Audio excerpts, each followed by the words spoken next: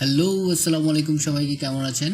আজকে আপনাদের সাথে আমি একটি ফটোশপের সেটিংস শেয়ার করব। আমরা দেখি যে রিসেন্ট ফাইল আমাদের হোম পেজে শো করে, যে আমরা লাস্টে যেই কাজগুলো করেছি সেই রিসেন্ট ফাইলগুলো আমাদের হোম পেজে শো করে।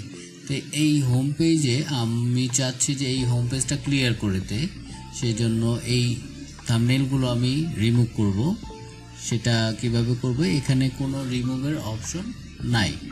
তো আমি এখানে যদি ক্লিক করি, দেখব যে এখান থেকে কোনো রিমুভের অপশন নেই। এখান থেকে কোনো রিমুভের অপশন নেই।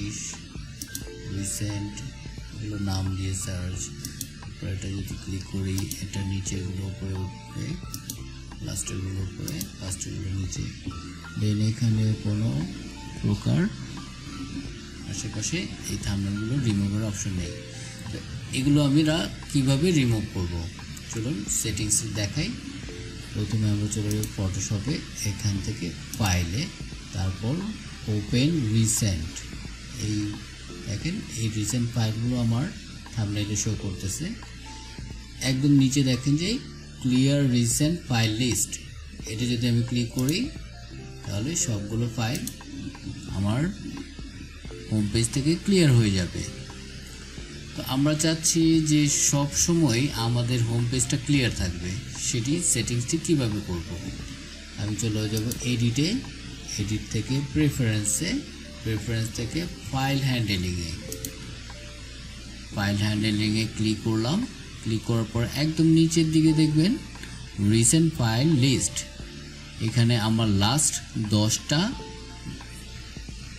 ফাইল এখানে থাম্বনেইল আকারে শো করে। তো এটা সর্বোচ্চ অনেকগুলো দেওয়া যায়, 100 তারও বেশিও দেওয়া যায়। তো আমরা এখানে একটাও দেখতে চাচ্ছি না, সেজন্য এখানে 0 করে দিব। 0 করে দিয়ে ওকে করে দিব। দেন আমরা যদি এখন নতুন কয়েকটা ফাইল যদি ওপেন করি, এখান থেকে ফাইলটা ওপেন করলাম, দেন এই ফাইলটা ওপেন করলাম, দেন আরও যে একটা ফাইল ওপেন করি,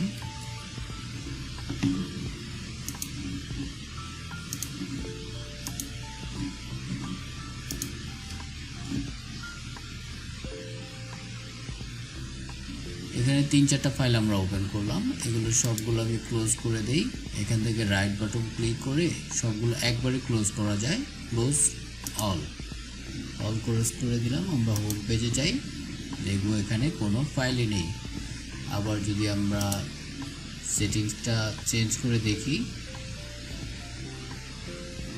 ফাইল হ্যান্ডেলিং, এখানে যদি আমি 10টা ফাইল দেই, ওকে করি, দেখব যে আমরা যে 4টা ফাইল ওপেন করেছিলাম লাস্টে, সেই 4টা ফাইল এখানে শো করতেছে। তো আশা করি সেটিংসটি আপনাদের কাজে লাগবে। ধন্যবাদ আমার এই ভিডিওটি দেখার জন্য। পরবর্তী ভিডিও দেখার জন্য আমার চ্যানেলটি সাবস্ক্রাইব করে রাখবেন, আমাকে অবশ্যই সাপোর্ট করবেন।